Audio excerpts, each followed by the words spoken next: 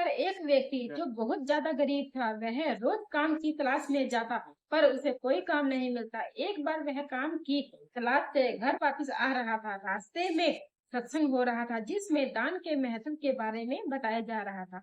उसने सोचा, यह मेरे किस ही काम का, मेरे पास तो खुद खाने को नहीं है। लेकिन सत्संग खत्म होने के बाद वहां पर भोजन का भी आयोजन था। उसने सोचा, चलो कुछ देर बैठ जाता हूँ, उसके बाद भोजन करके ही जाऊंगा। सत्संग खत्म हुआ, उसने भोजन किया और थोड़ा सा भोजन वह अपनी बीवी के लिए भी ले गया जो घर में थी। अब शाम हुई, वह अपने घर के दहलीज पर बैठा था और दान के बारे में सोच रहा था। तभी उसकी नजर उस पेड़ पर पड़ी जिसके नीचे चींटियां घूम रही थी। वह अपने घर के अंदर गया और थोड़ा सा आटा और उसमें थोड़ी सी चीनी डालकर उसने उन चींटियों को दे दी और चींटियां खाने लग गई। अब वह अगले दिन फिर काम पर गया।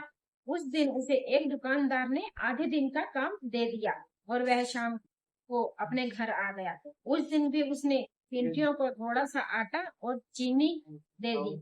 अब उस अगले दिन वह फिर काम पर गया। उस दिन साहूकार ने उसे पूरे दिन के काम पर रख लिया। वह खुश हुआ और शाम को जब वह घर आया तो उसके घर के बाहर एक कुत्ता बैठा हुआ था। उस दिन उसने खाना बनाया और उस कुत्ते को भी एक रोटी दे दी। अब वह रोज चींटियों को और कुत्ते को रोटी देने लगा।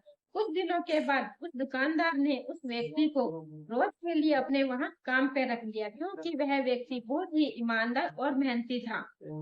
अब होते होते काफी समय हो गया और व्यक्ति की घर की हालत भी अच्छी हो गई। अब वह पक्षियों को भी दाना डालने लगा, गाय को भी एक रोटी देने लगा, कुत्ते को भी और चींटियों को भी। होते होते उसका काम काफी अच्छा चल गया और एक बार साहूकार की तबीयत कुछ खराब हो गई। तब साहूकार ने बोला कि मेरा शायद अंतिम समय आ गया है, तुम इतने मेहनती और ईमानदार हो, अपना काम क्यों नहीं खोल लेते। तब साहूकार ने उसके लिए भी एक दुकान बनवा दी और वह उस दुकान में पूरी ईमानदारी और मेहनत से काम करने लगा।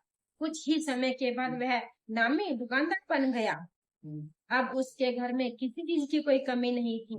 अब एक बार जब वह दुकान से वापस आ रहा था, तब उसने रास्ते में फिर एक बोर्ड देखा सत्संग का, जिसमें दान के लिए ही प्रवचन दिए जा रहे थे। वह उस बोर्ड को उसने पढ़ा और मुस्कुराया, क्योंकि उसकी जिंदगी तो इस दान से ही बदली थी। इसीलिए दोस्तों, आपके पास आप कितना भी सामर्थ्य हो, दान अवश्य करना चाहिए। जपते रहें।